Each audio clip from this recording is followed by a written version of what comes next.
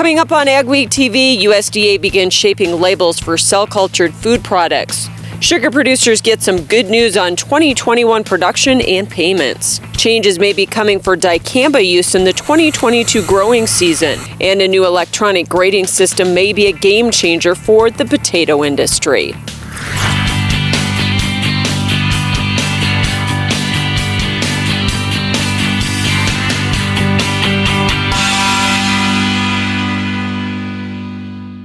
Welcome to Ag Week TV. I'm Michelle Rook. The Environmental Protection Agency in some states are considering changes in the application restrictions of Dicamba after off-target spray drift problems in 2021.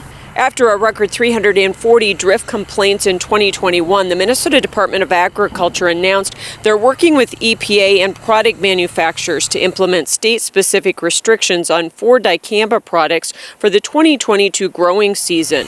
The rules would prohibit spraying over 85 degrees and after June 12th south of I-94. North of that line, the cutoff would be June 30th. Other states like South Dakota also had damage, but experts doubt they'll follow Minnesota's lead. One of the things is looking to backing the date even further to like June 15th, June 20th or something like that. I don't think that helps South Dakota a bit. Johnson says EPA is also considering changes to the federal Dicamba label, but he's not sure what the adjustments will be or if they'll come before the 2022 planting season. South Dakota Governor Kristi Noem included some large investments in agriculture and rural development in her annual budget. State Ag Secretary Hunter Roberts says the largest share, $600 million, will go towards water projects. He says the lack of water has been a limiting factor for many larger livestock and dairy operations and ag processing facilities that are looking to build in the state or expand. Put those dollars to long-term benefit for the state. Certainly in rural South Dakota, we're going to see a huge benefit from our rural water systems, being able to increase their maintenance and repair and then create additional opportunities for new hookups for users. Roberts says Governor Noem is also directing $50 million to broadband expansion in rural areas, plus the budget included funding for tech schools like Mitchell Tech to add programs such as diesel mechanics. South Dakota Senator Mike Round submitted harsh comments on the proposed USDA Food Safety and Inspection Service rulemaking on artificially produced protein products. The agency's proposed rule would allow terms such as meat, steak, or poultry to be used to label proteins that are lab or cell cultured. Round says it sends the wrong message to producers and consumers. He hopes USDA will make the needed changes to provide transparency and accuracy in its labeling of cell-cultured foods so they can't be confused with traditional meat and poultry products. This is not meat. This is produced in a lab. The cultures are made there. It's a protein product, but it doesn't deserve to have our United States Department of Ag call it meat or poultry. The rule is in the comment period, and the senator has urged USDA officials to make the needed changes before finalizing the label. However, he is prepared to offer legislation if required. The House passed legislation last week to extend the authorization of the Livestock Mandatory Reporting Act through September 20th, 2022. The bill now moves to the Senate. Glenn Muller with the South Dakota Pork Producers Council says the reauthorization is critical because it's an important tool for establishing price. Livestock mandatory price reporting got another short-term extension until February 18th under the continuing resolution, but he says the goal is to have a long-term program. We've gone from extension to extension, and we just need to have some long-term results so we can have some stability in price discovery. That's the main issue we'd like to have to come from mandatory price reporting. However, he says realistically a one-year extension may be the best hope for now. They would like changes in LMR such as reporting of price discounts, premiums, and wholesale cuts. They also want swine and pork market formula purchases reported separately. USDA announced $50 million of additional pandemic assistance for hog producers. Eligible pork producers sold through a negotiated sale from April 16th to September 1st, 2020, and saw a reduction in market price due to supply chain disruptions at packing plants tied to COVID. The payment rate is $54 times the number of hogs, up to 10,000. Sign-up runs December 15th through February 25th. Mindac sugar beet growers got some good news at the co-op's annual meeting after several difficult years.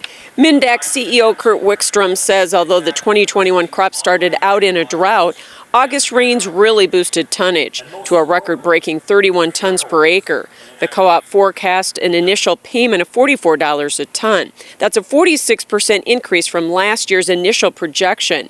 In addition, Wickstrom says the company has invested about $26 million in the plant over the past 4 years, and now it's paying off. I think what we're all seeing and realizing is that the plan is working. Those investments are paying off, and the optimism and the commitment and the pride in the co-op is back, and it feels really good. The company expects to process 2.8 million tons of beets by May. Up next on Ag Week TV, we'll look at the latest high-tech potato grading equipment. Superior Grain Equipment is committed to quality and service. Protect your bottom line and your future with superior quality, protection, and reliability. Make the superior choice today with Superior Grain Equipment. Hamilton System Inc. in Drayton, North Dakota is the North American distributor of the Fantini corn and sunflower header. Both the L03 corn head and the G03 sunflower head have a simple, high-efficiency, low-maintenance PTO-driven gearbox, which eliminates slippage and power loss even in the most trying conditions. These heads are built with a solid one-piece frame and tubular steel construction that will withstand the harshest field conditions. Available in models from 4 to 18 rows, they adapt to any combine and come with a 4-year warranty on the transmission units.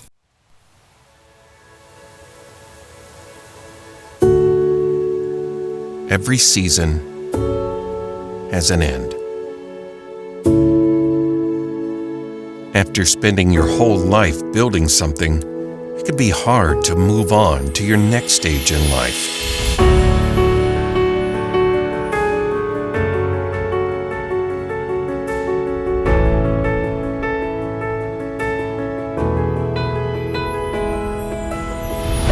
But when that time comes, you deserve to have someone you trust guide you through the process. And by trusting us to pass on your legacy, it gives someone else the chance to create their own. Every auction has a story. Let us share yours. Small or large, Superior Grain Equipment has a storage solution for you. From top to bottom, we offer the industry's best bins and warranties to protect your products and your grain storage investment. Make the superior choice today with Superior Grain Equipment. Go beyond the headlines with an Ag Week membership. Get in-depth agribusiness reporting, original farm and ranch stories, and fact-based research for the most comprehensive ag news in the upper Midwest. Experienced ag journalists bring you exclusive ag news, insights, and policy updates you won't find anywhere else. Become a member today and get unlimited access to Ag Week and Ag Week TV. A fourth-generation potato farming and marketing family in northeast North Dakota is leaping into a new era of electronic potato grading. Mikkel Pates gives you a look at how it works in our Ag Week cover story. A sophisticated new photographic grading system is allowing this family to use their labor more effectively. I think the big thing is they're gentle on product. The Hall family of Hoople, North Dakota has been in the commercial potato business since the 1930s. The extended family, today with 7 partners from 2 generations, farms 6,500 acres. Roughly 1,500 acres of that is red and yellow potatoes for the fresh market. This fall, they installed a multi-million-dollar optical grading system. I would say it was a little scary to be the one to pull the, to take that jump or take that leap. It uses cameras to sort potatoes individually. It's taking about 80 pictures per potato. Similar systems are used for other produce like apples and cherries, but this is the only one in the region for potatoes and one of the very few of this style in the world. In fact, the system is so new that there was no grading map for evaluating potatoes. We basically had to teach the machine what's red, what's yellow on a yellow potato, what's green, what's rocked. We had to teach it all of that. But once it starts learning, it learns quick and it does a good job. The Hall Spectrum system, made by the compact Tomron companies, can sort up to 1,700 potatoes a minute. or about 120,000 per hour. It's much more accurate and efficient than the optical sorting system that they'd installed about 10 years ago. Plus, the new system also weighs and sizes the potatoes. The Halls say that they like to keep up with technology. You're always a little bit apprehensive of whether it's all going to work and stuff, but we are happy that it is working the way it is. It's just a step up, and it's been progressions like that all through the years, since 1950. So it's a big investment, but the Halls are betting on technology to increase quality for their customers in this generation and the next. For Ag Week, this is Mikkel Pates at Hoople, North Dakota. Compact Custom designed and built the machine specifically to fit into the Hall's existing building. You can read more in the next Ag Week magazine or at agweek.com. Despite drought in South Dakota this year, the winner of the state soybean yield contest crushed the previous record. The winner was Corey Standy of Charles Mix County with a record 118.48 bushels per acre, which he credits to his fertility program. I grid sampled here 5 years ago, and I've been going every year. I've been hitting my poorer spots. I've been trying to get them all up to snuff now. His irrigated beans were planted in 30-inch rows. He says they were chest high but never lodged. We never had no big winds or anything, and with my subsurface irrigation, I got to apply the water and all my micronutrients. If I got them all applied in a good time. Tanya Standy was runner-up with a yield of 108.82, and the contest also recognizes high quality. We can kind of determine, okay, what kind of soybeans are we raising in South Dakota? Are they high protein? Are they high oils? And so we can use that information to best market our state. Cattle producers may soon have another feed option, as NDSU researchers are studying feeding hemp seed cake to livestock, particularly cattle. 2 experiments looked into the feed. One tested growth, in which hemp seed cake was compared to distiller's grain. While daily growth was slightly lower with the hemp, there were some nutritional benefits. Animal Sciences Professor Kendall Swanson says hemp appears to be a good protein source for cattle, and he says there may be other bioactive benefits. The hemp seed cakes are produced from the meal that's left after CBD oil is squeezed out of the hemp. So Swanson says they're researching whether that has any effect on the cattle. Because of its potential effects with CBD and things, there's some special considerations for approval that it needs to be shown that it's safe to feed these products. Swanson says legalizing hemp seed products for feed could be a big benefit for both livestock producers and hemp growers. Ahead on Ag Week TV, we'll meet a southern transplant who's helping to strengthen North Dakota.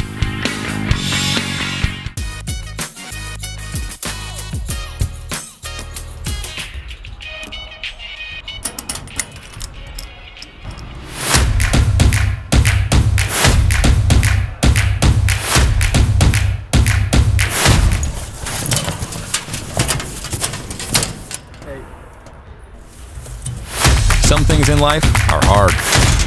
That's why banking shouldn't be. Cornerstone Bank. I'm Peter Bosch, a farmer from Buffalo, North Dakota. I've been working with Gateway Building Systems for a little over 20 years now. I chose Gateway Building Systems to build my shop because I wanted a building that could both be used for my equipment and as a place for my family to hang out and do things.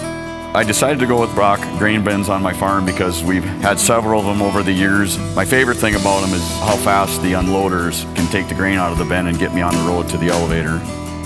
The best part about working with Gateway was the ease of making changes or anything that I wanted to add or delete from building the shop.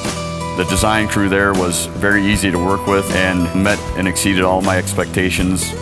I would advise anybody that's thinking about working with Gateway to go in and talk to the guys there, tell them your plans and your future dreams, and let them design something that you would be happy with.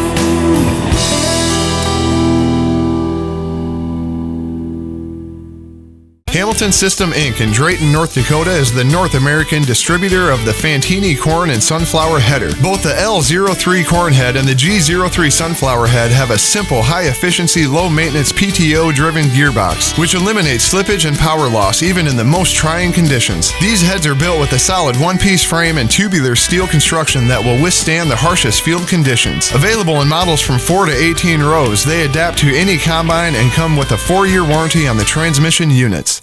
We're going to talk today about a revolutionary auto steer product that you guys have developed. We back one of these things in, it'll drain a 40-acre patch just within hours. What can you tell us about what dairy farmers do to make sure that their animals are happy? Their care is our primary concern. Is there still time for producers to get storage bins up? Absolutely. We still can definitely get something up and ready for corn harvest.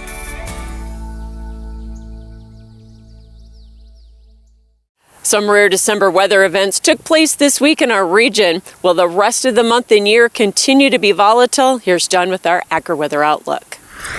A changing weather pattern really spearheaded by some rather crazy December severe weather the last week or so. Two big rounds, the one kind of internationally famous one that affected largely the state of Kentucky. That was last Friday night, and then a secondary line of severe storms that developed more recently on Wednesday, moving out of Nebraska across Iowa. Both of these producing a lot of high wind damage and a lot of tornadoes. Not impossible, not unprecedented, but definitely unusual or rare for the month of December. Well, now we've seen, at least into the northern plains, colder weather returning and that snow picture moving back in as things begin to look and feel a lot more December-y, at least in the northern part of the United States. The frigid weather, that's still mostly Canadian, although you'll notice this week we will have some days getting as far south into North Dakota where the high is only like zero-ish or so, or at least into the single digits. Most of the northern plains, upper Midwest, northern Rockies, Midwest will stay below freezing this week. This in the wake of this unusual lobe in the jet stream right here. That's that last storm system responsible for the two rounds of severe weather in the country. Warm weather will stick to the south. However, it's not going to be particularly hot in either Southern California or Florida. There will be a few days of fairly hot weather in the lower part of the Red River Valley in Texas along the Mexico border. And as we get to the end of the week, frigid weather continues to lurk in central Canada. By that I mean sub-zero highs. I don't see a lot of that dropping south. We'll get maybe a taste of it, but I don't think it will really move in to stay. Jet stream at first going a little more west to east, then getting a little more texture to it toward the end of this period being about the end of the calendar year. And notice we're going to keep things relatively cold in the north and sort of mild to warm in the south. Of either of these, neither are particularly unusual. Not unusually cold, not really unusually warm. As far as precipitation goes, the whole southeastern United States is looking primarily pretty dry as we approach the Christmas season. The wet weather will continue with several storms expected to hit the west coast. That'll bring snows into the Rockies, and at least pieces of those storms will move out across the northern plains. Looks like maybe sometime within a few days of Christmas, there will be at least a chance of a measurable snow event working across North Dakota, Minnesota. Obviously, details that are rather difficult at this point. And I'm going to show snow in this same area for the second week, not because I'm expecting a barrage of snows, but simply because I'm expecting there to be a system about that weekend that may bring some snow and maybe some light snows to follow. The southeast will remain dry. The real king of precipitation over the next 2 weeks looks like the West Coast, and California needs the moisture. Risk management is not just for the grains. Livestock producers, did you know you can help protect the price of your production? Livestock Risk Protection, or LRP, is a great tool to help you protect the price of your years of hard work. LRP is available for feeder cattle, fat cattle, and swine. Besides the availability of price risk insurance in your production, cattle producers can also protect their pasture and hayland from the lack of rainfall with Pasture Rangeland Forage, or PRF insurance. To learn more about these programs, call Martinson Ag Risk Management. Don't miss out on the equipment you'll need next season. Titan Machinery, your local Case IH dealer, has early order discounts on its full line of powerful, efficient, new Case IH equipment, including tractors, combines, and self-propelled sprayers. Get a great deal and ensure that you have the latest in productivity and technology. Supply chains are tight. Contact your Titan Machinery dealership today and find out how much you can save by ordering ahead. Titan Machinery, your local Case IH equipment experts. The team at North Star Ag is committed to quality and committed to you. We're not just a full-service dealer, we're farmers too, so we know you need the best machinery and services that'll keep you going all season long. We have the largest equipment inventory in the upper Midwest with a well-equipped parts and service department. So whether you need machinery tomorrow or parts today, stop in and experience what North Star Ag can offer. Check out all our new and used equipment online at northstarag.com or call 701-361-4790. Good work, good pay, and a good life. It's the Trans Systems way. Good work, good pay, and a good life. Lets me live my way.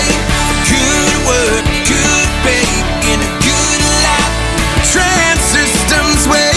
Good work, good pay, and a good life. Lets me live my way. It's the Trans Systems way. Good work. For Ag Week, this is Mikkel Pates at Watertown, South Dakota. We'll look at the positive impacts that dairy can have on the community. A Minnesota couple has put a grain bin to a new use. Spoiler alert, it's not grain. This elaborate system of tubing with the downhill slope is how Maplewood State Park gathers sap to make syrup. Thanks for joining us for this week's edition of Ag Week TV. Remember, for all your ag news, go to agweek.com or follow us on Facebook and Twitter as well. Ag Week TV Soy Insight, brought to you by the North Dakota Soybean Council. It's election time again for the North Dakota Soybean Council. The North Dakota Soybean Council is holding elections in 7 counties in districts 1, 5, 7, and 9. Nomination forms have been mailed to soybean growers in those counties. Soybean Council Executive Director Stephanie Sinner says the board's work now is for the future of the soybean industry. And so it's really looking for those people that are thinking forward and thinking about what can we do today that is going to make a lasting impact for the next generation. And that's what I think is exciting about considering being on the board. NDSU Extension's Ag and Natural Resources Director says it's important that soybean producers stay engaged in the process as they help decide how millions of checkoff dollars will be spent. It's about the industry and how do we feed a planet that's getting hungrier every day? How do we do that? How do we keep ourselves sustainable? How do we stay in business? And so when you're thinking about these things, really don't think about yourself, is think about what can you do for your industry. For more information about nominating yourself or another grower, go to the website on your screen. North Dakota's rural communities offer lots of opportunities, and one way to grow is by attracting more people from other states. We're partnering with the nonprofit Strengthen ND for this sponsored content series. Rose Dunn talked with a Southern woman who's making herself at home in Harvey. It's totally different from what I was used to. It really is, and I love it. I love it here. Kathy Medlin-Keller was raised in Oklahoma, eventually moving to Oregon for her work in IT. That's where she met her husband, Tim, a Harvey native. But 9 years ago, as that area grew more populous, they decided to move back to Harvey to take care of Tim's parents. So what's your favorite thing to do, Dad? Fishing or dancing? And playing cards. And playing cards. Kathy bought the Perfect Petals flower shop in 2013, shortly after moving to Harvey. They're beautiful. She's expanded the business into adjacent buildings, but has a hard time finding employees. So she's often recruiting people to move to Harvey. Tim and I both tried to get several people that we worked with to come here and buy businesses and just start a new life. People help each other. That is, to me, an amazing thing. Everybody just pulls together. Tim found that while some things had changed back home, some things hadn't. A lot of the small-town community values are still the same. People helping people. While the cold and snowy winters didn't faze Kathy, she had a little trouble with what you might call a language barrier. When I first came here and I met Tim's mom and dad, they both had extremely strong German accents and I could not understand them. They couldn't understand my Southern accent, so it was kind of funny. If you want those things in your community, you have to support them and you have to be involved. Lisa Goodman is herself a transplant from Wisconsin after marrying a local farmer. She works as a financial professional but has also become involved in a number of community activities in Harvey and the surrounding area. Your rural communities are a great place to live. They have a lot to offer. And I think people just need to kind of open their eyes and realize that there's a lot to offer in these small communities. Kathy says she finds a lot to like here and has no plans to leave. Within 6 months, I felt like I was at home. So yeah, it feels pretty much like home. In Harvey, North Dakota, this is Rose Dunn for Ag Week. To learn how Strengthen ND helps build big opportunities in small communities, visit strengthennd.com. Still ahead, some Minnesotans get a taste of local treats at the annual holiday feast. Risk management is not just for the grains. Livestock producers, did you know you can help protect the price of your production? Livestock Risk Protection, or LRP, is a great tool to help you protect the price of your years of hard work. LRP is available for feeder cattle, fat cattle, and swine. Besides the availability of price risk insurance in your production, cattle producers can also protect their pasture and hayland from the lack of rainfall with Pasture Rangeland Forage, or PRF insurance. To learn more about these programs, call Martinson Ag Risk Management. At Advanced Grain Handling Systems, we're your full-service grain dryer and bin project partner. We'll handle everything from start to finish. These guys are all in one. That was one of the big draws. They were the general. They took care of the electrical. They took care of the cement, took care of everything. Whether your next project is big or small, let our team help with it all. Visit advancedgrainhandling.com.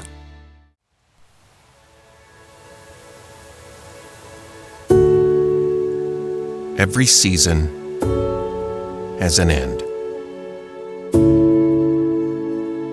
After spending your whole life building something, it can be hard to move on to your next stage in life.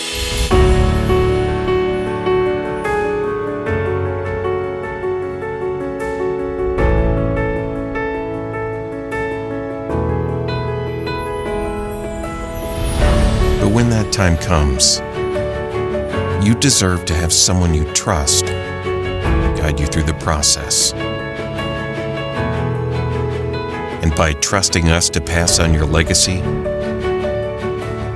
it gives someone else the chance to create their own.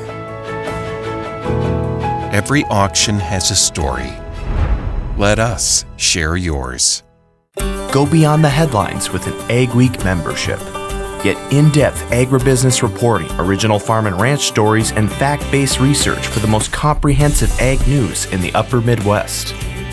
Experienced ag journalists bring you exclusive ag news, insights, and policy updates you won't find anywhere else. Become a member today and get unlimited access to Ag Week and Ag Week TV. Just in time for holiday feasting, an annual feast highlights local foods in southern Minnesota. The 8th annual Local Foods Marketplace highlights the unique flavors of the region and supports the area's farms and food businesses. The market featured locally made items including cheeses, meats, honey, spices, jams, and chocolates, as well as beer, wine, and cider. Feast founder Tim Penny says more and more people want local foods. And then we decided to pool together and pull off this annual Feast Festival, which is like a farmer's market on steroids, in order to draw more attention to all of the exciting local foods that are being produced and processed here in rural Minnesota. The market is supported by several businesses and organizations, including the Minnesota Department of Ag and U of M Extension. Here's some stories you'll only see on agweek.com and Ag Week magazine this week.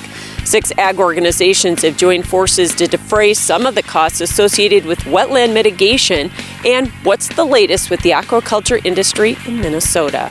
Thanks for watching this week's edition of Ag Week TV. Remember, for all your ag news, go to agweek.com and follow us on Facebook, Twitter, and Instagram. Have yourself a great and safe week.